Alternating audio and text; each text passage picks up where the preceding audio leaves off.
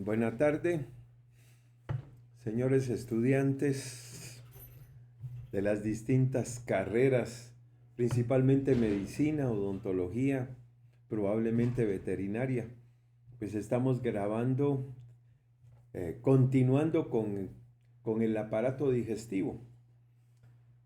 Ya tenemos la grabación de cavidad bucal con sus glándulas, esófago, estómago, y ahora estamos grabando intestino delgado, intestino grueso y apéndice secal.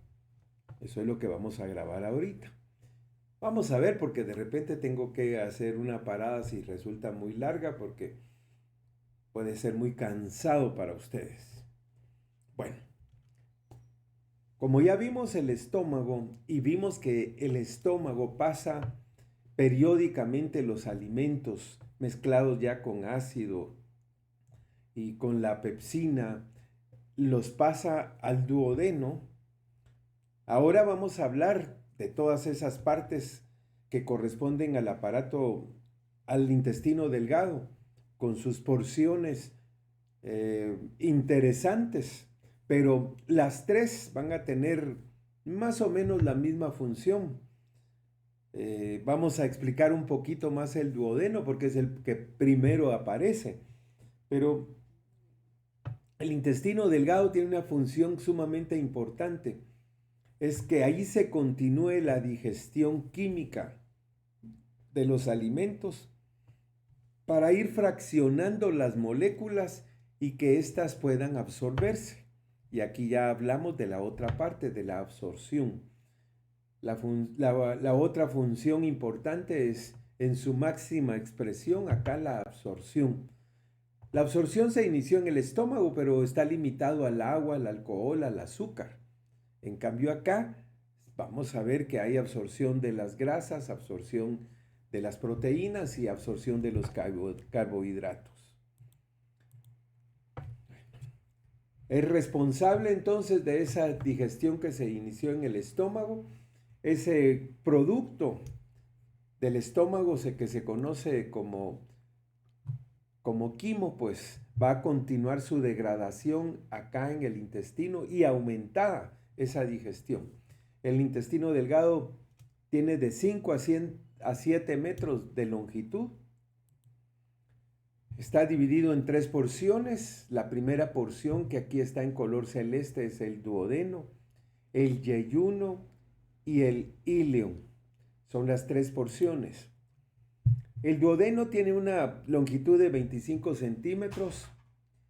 Es retroperitoneal. Retroperitoneal quiere decir que en la parte dorsal de la cavidad abdominal hay peritoneo, pues el duodeno está detrás de ese peritoneo. El peritoneo está como una sábana sobre él. Tiene forma de C y podemos apreciar que está rodeando la cabeza del páncreas. Está muy adherido a la parte dorsal y lógicamente se va a continuar después con el yeyuno. El yeyuno se mueve libremente, tiene un mesenterio pero no lo sujeta totalmente. Realmente el peritoneo se dobla en un momento determinado, lo envuelve y esa doble capa de peritoneo forma el mesenterio. Comienza ahí donde termina el duodeno, mide 2.5 metros de longitud y ocupa la región central y superior.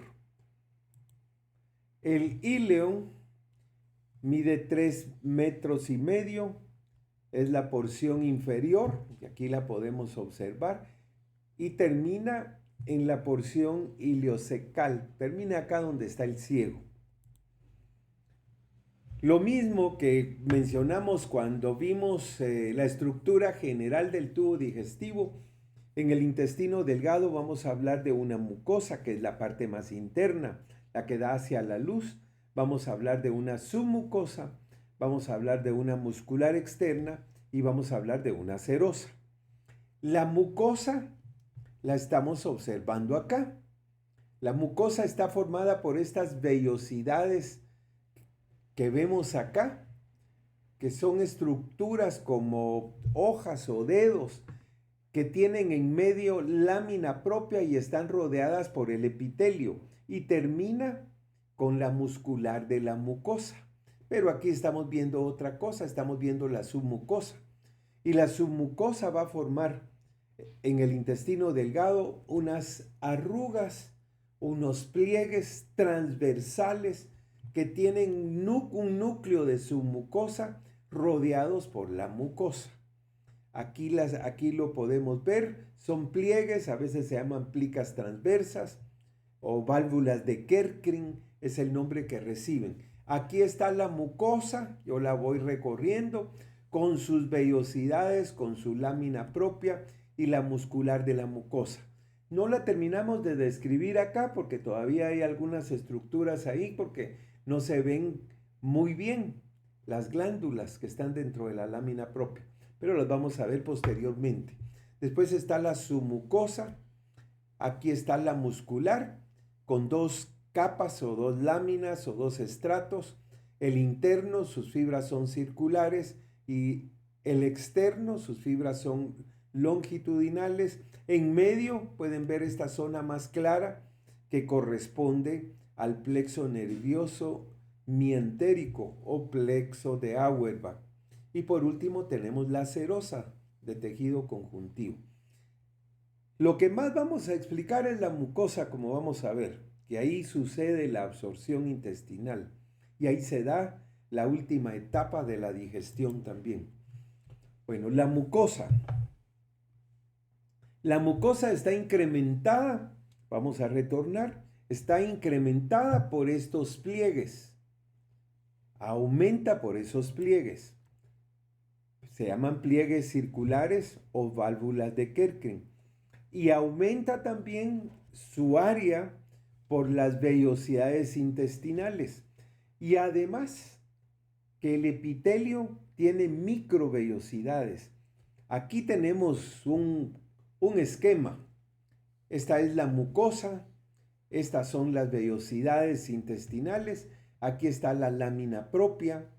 La lámina propia se extiende hasta acá. La lámina propia está formando las vellosidades, estas estructuras en forma de dedo que ven ustedes acá. Lámina propia cubierta por el epitelio intestinal. Luego, en la base de las vellosidades, ahí se continúa la lámina propia. Y en esa lámina propia vamos a encontrar las glándulas intestinales, que son sumamente importantes. Ahí vamos a ubicar células madre, como vamos a ver. Algunos le llaman criptas del Lieberkühn. Adelante está escrito el nombre. En la lámina propia también hay algunos nódulos linfoides, y donde confluyen van a formar las placas de Peyer, como vamos a ver. En el ilion principalmente van a confluir muchos y forman las placas de Peyer. Epitelio, lámina propia de las vellosidades, la lámina propia. En el resto de la lámina propia están las glándulas o criptas de Lieberkühn. Aquí termina la muscular de la mucosa. Luego acá está la submucosa, la muscular, con su estrato interno que es circular, el estrato externo longitudinal, y en medio tenemos el plexo mientérico o plexo de Auerbach. Y por último está la serosa. Pero ya dijimos que estas vellosidades aumentan mucho el área de absorción, y el epitelio, cada célula tiene microvellosidades que aumentan mucho más el área de absorción. Aquí vemos los pliegues transversales. Este es un esquema. Vemos los pliegues transversales que están formados por mucosa y submucosa. Estos incrementan más o menos el área 3 veces. Son visibles, miden de 8 a 10 milímetros de altura, principalmente en el duodeno, porque conforme nos vamos alejando hacia el yeyuno o el ilion, van disminuyendo. Aparecen después del píloro, 5 centímetros después del píloro, ahí aparece. Las vellosidades intestinales, estas que están acá. Aquí ya vemos mejor el epitelio, la lámina propia en el centro, y acá tenemos el epitelio rodeando a la lámina propia. Ustedes ya pueden ver acá que es un epitelio cilíndrico. Hay células caliciformes, que son estas células que se ven de color blanco porque el moco no se tiñe, y estas forman moco. Las vellosidades miden más o menos de medio a 1.5 milímetros de longitud, y con ellas aumenta 10 veces el área de absorción. Aquí las vemos también en un esquema. Aquí están las plicas transversas, aquí están las vellosidades, las plicas transversas, las vellosidades, el epitelio, la lámina propia, las glándulas del Ibercum acá, la submucosa, y después aquí vemos la muscular. Y todavía, además de tener vellosidades, están las microvellosidades que acabamos de mencionar. Bueno, en la base de las microvellosidades, de ahí arrancan las glándulas intestinales. También se llaman criptas del Ibercum, es el nombre que reciben. Son invaginaciones en forma de tubo, son tubulares, llegan hasta cerquita de la muscular de la mucosa, y vamos a ver que tienen diferentes tipos de células. El epitelio ya lo podemos ver acá, que es un epitelio cilíndrico con microvellosidades, pero tiene varios tipos de células, que eso es lo más importante. Las criptas del Ibercum, vamos a ver que en el fondo tienen unas células especiales que son las células de Panet. Aquí ya vemos otras células, pero ya las vamos. Aquí están las vellosidades intestinales. Este es el epitelio. Las partes estas como que le faltara un diente al peine son las células caliciformes. Bueno, estas son las células que conforman ese epitelio cilíndrico que tiene microvellosidades. La mayor parte de células son las células cilíndricas con microvellosidades. A esto se le llama chapa estriada, borde estriado o microvellosidades. Que estos aumentan, ya habíamos visto, enormemente la extensión de la superficie de absorción. Es cilíndrica, como podemos ver, con un núcleo más o menos redondeado. Y reciben el nombre, estas células cilíndricas, que son las encargadas de la absorción, reciben el nombre de enterocitos. Las otras células son las células que producen mucina, que son mucosecretoras. Se consideran unas glándulas unicelulares. Tiene algunas microvellosidades, pero esas no son para absorber. Y están llenas de vesículas de mucina, que después exteriorizan el moco. El núcleo está en la base, parece una copa. En la base está el núcleo, por eso se les llama caliciformes, formadoras de moco. Luego están las células que vimos que están en el fondo de las glándulas del Ibercum o glándulas intestinales. Estas son células más o menos piramidales o triangulares que están situadas en el fondo y están encargadas de producir inmunidad a ese nivel, ya que secretan antimicrobianos, entre ellos la lisozima, las defensinas, las glucoproteínas, y también regulan la flora bacteriana. Aquí todavía le llamamos flora bacteriana, pero vamos a ver que ahora modernamente se le llama microbiota. Antes se creía que eran plantas, pero son bacterias, entonces es microbiota. El cuarto tipo de células son las células enteroendocrinas. Las células enteroendocrinas van a estar también en las glándulas muy cerca de la porción basal. Son células que secretan diferentes hormonas, por eso se llaman entero del intestino, endocrinas que forman hormonas. Entre ellas está la colecistocinina, el péptido inhibidor gástrico, la motilina, ya las vamos a mencionar, la somatostatina y la histamina. Aquí las podemos ver, ya las vamos a describir. Las células M. Estas células M también están en el epitelio, pero están más encima de la lámina propia, en donde hay nódulos linfoides. Son más abundantes donde están las placas de Peyer, porque ahí hay más nódulos linfoides. Y estas células son presentadoras de antígenos. Cualquier sustancia nociva que vaya en los alimentos, lo detectan. Si lo detectan como negativo, entonces se lo van a presentar a los linfocitos y a las células inmunológicas que están en los nódulos linfoides. Presentan antígenos.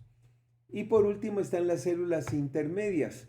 Estas células intermedias están a la mitad de las glándulas y ya empezando las vellosidades. Se pueden transformar porque van en maduración, provienen de las células madre y van madurando. Algunas van a ser enterocitos, otras van a ser caliciformes, enterocitos o absortivas, otras van a ser caliciformes u otras podrían ser enteroendocrinas. Aquí tenemos la vellosidad y en esa vellosidad vamos a encontrar nosotros las diferentes células. Esto representaría las criptas del Ibercum y esto las vellosidades con su lámina propia y su epitelio. El enterocito con microvellosidades. Es la mayor parte. Están en todo el epitelio. Las caliciformes podemos ver que principalmente en las vellosidades. Las de Panet en la base de la glándula intestinal. Las células enteroendocrinas, pues nos vamos a encontrar distribuidas también en las glándulas. Y las células M, que van a estar pegadas a los enterocitos, entre ellas, aquí pueden ver ustedes un macrófago y podemos ver una célula dendrítica. Estas son células presentadoras de antígenos. Tienen esta concavidad para que los linfocitos puedan penetrar allí a la célula. Bueno, ¿qué hormonas producen las células enteroendocrinas? Solo las vamos a mencionar. Esto es trabajo de la fisiología. Ustedes lo tienen que aprender ahí. Veros, tienen el listado de las más importantes. La serotonina, la somatostatina, la colecistocinina, el glucagón, la gastrina, secretina, neurotensina, sustancia P, polipéptido inhibidor gástrico, endorfina. Una de las más importantes es la gastrina. Bueno. Las células enteroendocrinas van a estar más abundantes en el duodeno y en el yeyuno. También se llaman enterocromafines. Forman serotonina y están en todo el tracto digestivo y estimulan estimula el peristaltismo. Producen esta hormona, la EC, que es la serotonina. Las células que llamamos enteroendocrinas producen somatostatina, que inhiben la motilidad intestinal. Producen gastrina, que es la hormona G, que es escasa en el duodeno, pero esta sí estimula principalmente la producción de ácido clorhídrico y el movimiento intestinal. Producen secretina, producen colecistocinina. Bueno, las células S producen secretina, las células I producen colecistocinina.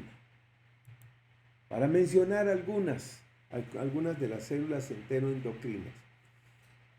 Aquí repetimos nuevamente las células enteroendocrinas, las células caliciformes, las células enteroendocrinas, las células de Panet que están en la base. Este epitelio intestinal que cubre las vellosidades intestinales se va a renovar cada 3 o 5 días. Por eso son muy necesarias las células madre que están aquí en la base de la célula. Donde está el ritmo más rápido es en el yeyuno, donde se renuevan más rápidamente. El 90% de los enterocitos con microvellosidades, pues lógicamente es lo que vamos a encontrar formando un borde en cepillo. 10% son caliciformes y algunas otras células. Un pequeño porcentaje son células M y también células enteroendocrinas. Vamos a hablar específicamente ahora de los enterocitos. Ya habíamos dicho que son cilíndricos. Aquí está uno grandote, solo se ve su superficie acá. Tienen una altura de 20 a 26 micras, un núcleo alargado basal y la superficie que da hacia la luz ahí encontramos las microvellosidades, que son estas de acá, que es lo que se conoce como borde en cepillo. Debajo del borde, este borde en cepillo, hay una trama de filamentos, principalmente filamentos de actina a este nivel. Y también los vamos a encontrar entre las microvellosidades, y en la superficie forman parte de un elemento que se llama glucocálix. El grosor es de 0.1 a 0.5 micras de estas microvellosidades. Ahora vamos a hablar del glicocálix, u otros le llaman glucocálix. Borde en cepillo, esta es la célula cilíndrica, el borde en cepillo, y nosotros vamos a ver que tienen filamentos de actina en el centro que llegan hasta la base de las microvellosidades y se introducen dentro de la célula. Están anclados a ese nivel, es decir, que llegan hasta el citoplasma. Y bueno, acá también hay filamentos de actina. Eso porque de alguna manera tienen ciertas contracciones, porque la actina es una proteína contráctil. Ahora pueden observar ustedes acá todos los filamentos que hay entre las microvellosidades. Y además ahí vamos a encontrar algunas enzimas importantes. Las microvellosidades, aunque tienen actina, no se acortan. Tienen contracciones, pero laterales nada más. Se desconoce cuál es la importancia de esas contracciones que tienen en la absorción. Probablemente ayuden a la absorción. Bueno, acá entonces, esta membrana acá con sus microvellosidades es rica en glucolípidos, hidralasas pépticas, disacaridasas, proteínas transportadoras de los aminoácidos y los carbohidratos.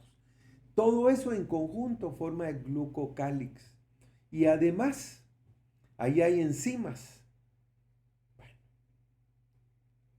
hay algunas enzimas que son producidas por las mismas células. La membrana directamente no contiene enzimas, pero aquí sí hay. Y esas enzimas, lo más seguro es que sean parte de esa microbiota que hemos estado mencionando. Ustedes saben que siempre se menciona, por ejemplo, que los antibióticos van a dañar la mucosa intestinal, van a dañar todas las bacterias buenas que tenemos ahí. ¿Por qué se necesitan acá?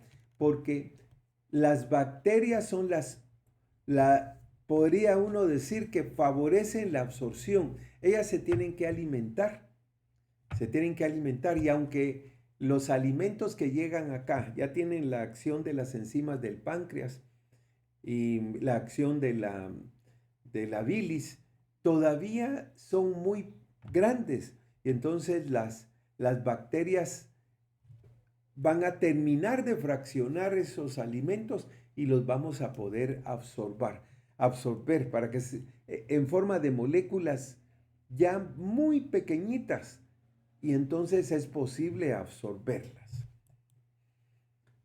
Aquí podemos ver el epitelio cilíndrico, las células caliciformes. Aquí podemos ver las microvellosidades. Aquí es donde está el glicocálix, ese último. Hablemos ahora de las criptas de Lieberkühn. Las criptas de Lieberkühn son glándulas tubulares simples.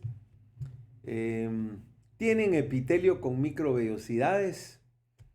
A la mitad, el epitelio cilíndrico es un poco más bajo. También las células caliciformes. Hay numerosas mitosis debido a que ahí hay células madre en las células o en las glándulas. Y en el fondo encontramos las células de Paneth. Bueno, vimos acá entonces todo el epitelio con todas sus células, enteroendocrinas, enterocitos, las células caliciformes, células intermedias, las células de Paneth. Ahora, el núcleo de las vellosidades está formada de tejido conjuntivo laxo.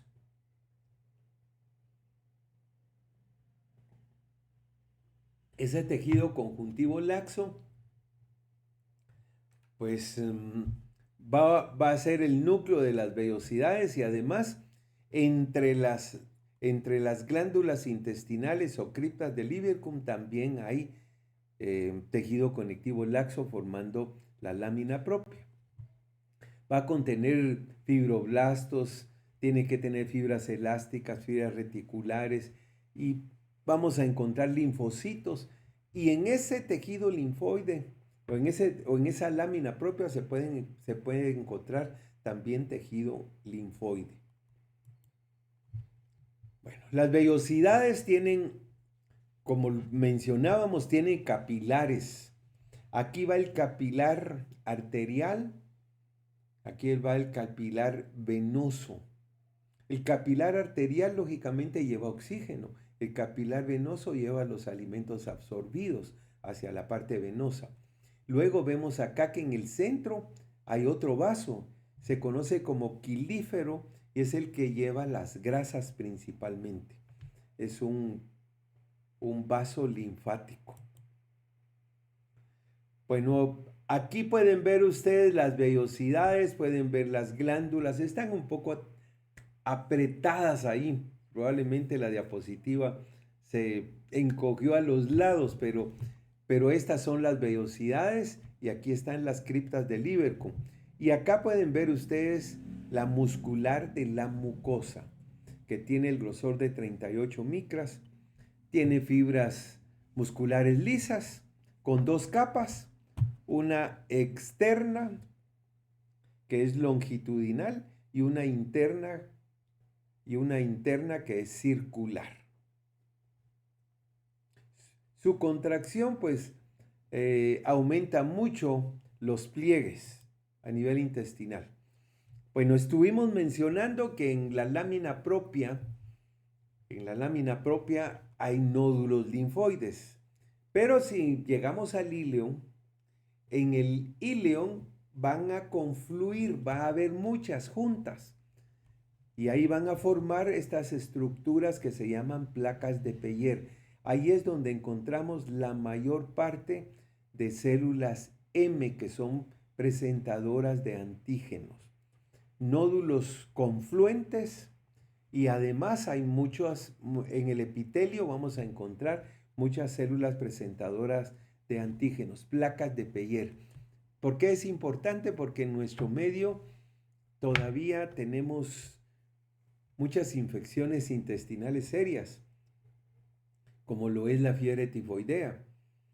Y en niños principalmente, este tejido linfoide tiene una reacción muy fuerte, produce una gran inflamación, el ataque que éste hace hacia las bacterias y puede haber ruptura, puede haber perforación intestinal. Eso ya es sumamente serio. Bueno, ahora nos vamos a la submucosa, que la vemos acá. Vemos que está formando parte de las plicas transversas, porque las plicas transversas tienen mucosa y aquí está la submucosa.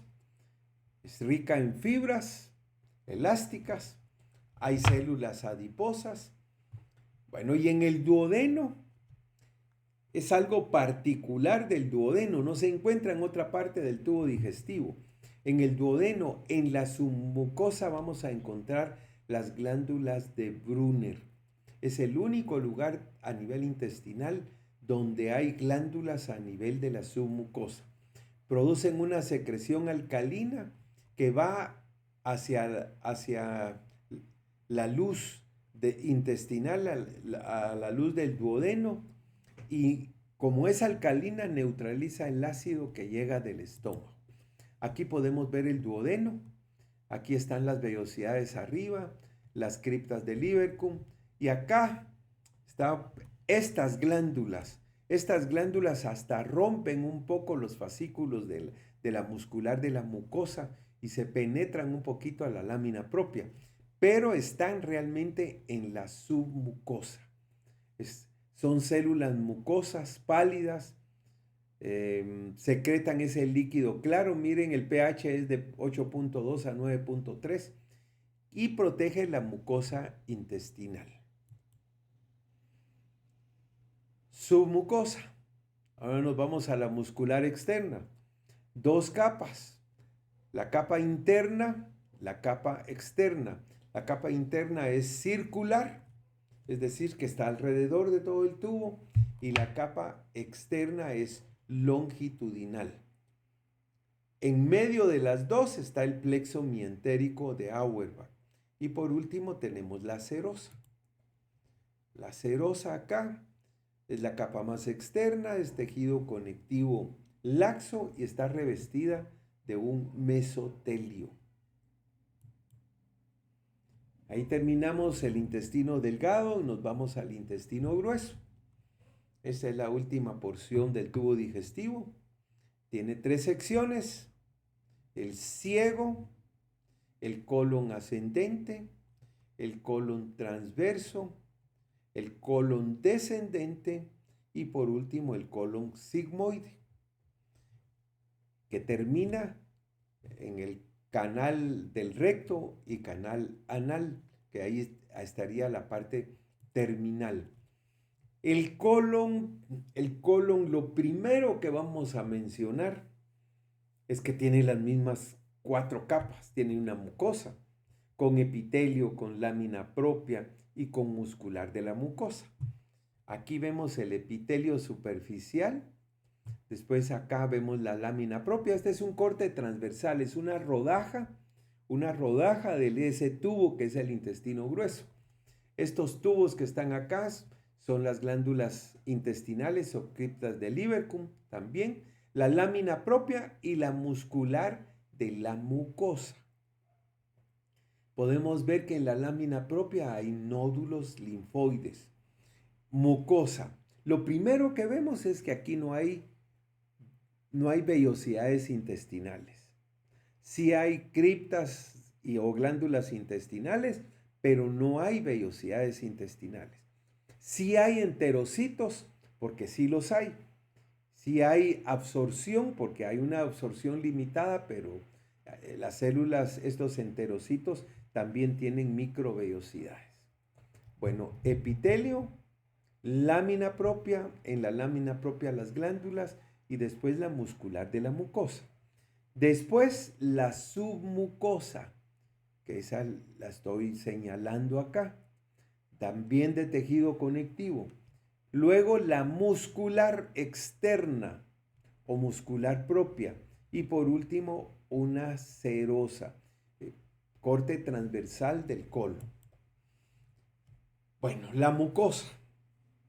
Aquí está la superficie. Este es el epitelio del colon.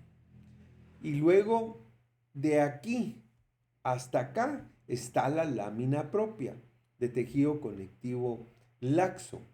Y luego dentro de la lámina propia encontramos estos tubos que son las glándulas intestinales o criptas del Lieberkühn. Tiene más criptas y además de que tiene más, son más largas, como vamos a ver, y tiene más células caliciformes.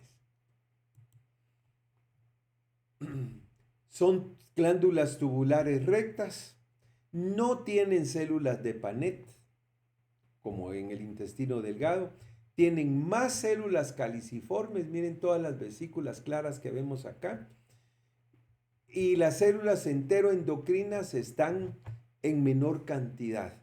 Lo que sí tiene células madre porque se tienen que renovar, no duran mucho tiempo estas células.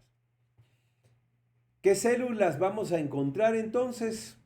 Desde el epitelio y las glándulas del Lieberkühn, células cilíndricas absorbentes o enterocitos, células caliciformes, las más abundantes, células enteroendocrinas en menor cantidad y células madre. Y estas células se dividen y van a darle origen ya sea a las absortivas o enterocitos o a las caliciformes. La lámina propia, tejido conjuntivo laxo, es todo lo punteado que está entre glándula y glándula. Ahí vamos a encontrar linfocitos, podemos encontrar nódulos linfoides, hay fibras reticulares y fibras elásticas y hay vasos sanguíneos. Y por último acá vemos la muscular de la mucosa. La muscularis mucosae o muscular de la mucosa, bien desarrollada, también con fibras circulares internas y longitudinales externas. Es la que observamos acá. En este es un corte longitudinal. Aquí está la mucosa, termina con la muscular de la mucosa. Y aquí tenemos la submucosa. La submucosa pues es muy parecida a lo que describimos en el intestino delgado. Y la muscular propia, esa sí va a diferir. Porque la parte interna sí tiene fibras musculares en forma circular, pero la parte externa se va a agrupar en 3 cintas de músculo liso que recorren todo el intestino grueso, que se denominan tenias del colon. Aquí la podemos observar. Y por último ven ustedes acá la serosa. La circular, como decíamos, es igual al intestino delgado, pero la longitudinal, la mayor parte se va a las tenias del colon. Estas tenias del colon son las responsables de que el intestino grueso tenga las austras. Como aquí las podemos ver, como están contraídas, entonces forman las austras. Si las cortamos con un bisturí, se desaparecen las austras. La serosa, tejido conectivo, hay grasa, a veces hay acúmulos de grasa un poco más grandes que cuelgan en la parte externa y que se conocen muchas veces como apéndices epiploicos. El ciego es una bolsa, es como una bolsa. Está situada al final del ileum. Al final de aquí termina el ileum y aquí tenemos el ciego. Es la zona en donde se une el intestino grueso al ileum. No tiene la misma estructura. La parte más importante es que en el fondo del ciego se va a localizar esta estructura que es el apéndice vermiforme. Que es este. Este es un corte transversal del apéndice. em, es ciego porque está cerrado abajo y está abierto hacia el ciego. Tiene las mismas capas, tiene una mucosa muy parecida al colon, como podemos ver, su superficie epitelial, sus glándulas del Ibercum, su lámina propia. La muscular de la mucosa no está muy bien desarrollada. Hay una submucosa después. Hay una muscular propia con sus dos capas. La interna tiene fibras circulares, la externa tiene fibras longitudinales y por último tiene una serosa. ¿Qué podemos agregar? El epitelio es prácticamente igual al que tenemos en el colon. Es con borde estriado y con células caliciformes. La muscular de la mucosa está poco desarrollada. ¿Qué vemos acá? En la lámina propia e invadiendo un poco la submucosa tenemos una gran cantidad de nódulos linfoides. Esa es característica del apéndice. La submucosa tiene muchos vasos sanguíneos. Luego la muscular externa tiene sus dos estratos, el interno circular y el externo longitudinal, y la serosa es similar al resto del intestino. Nos vamos ahora al recto. Los últimos 12 centímetros después del colon sigmoide es el recto. Tiene una mucosa muy similar al colon y en su extremo inferior se continúa con esta porción que vemos acá, que es el canal anal, que tiene 4 centímetros. Podemos decir acá entonces que el recto se parece al colon, solo que no va a tener todas las capas.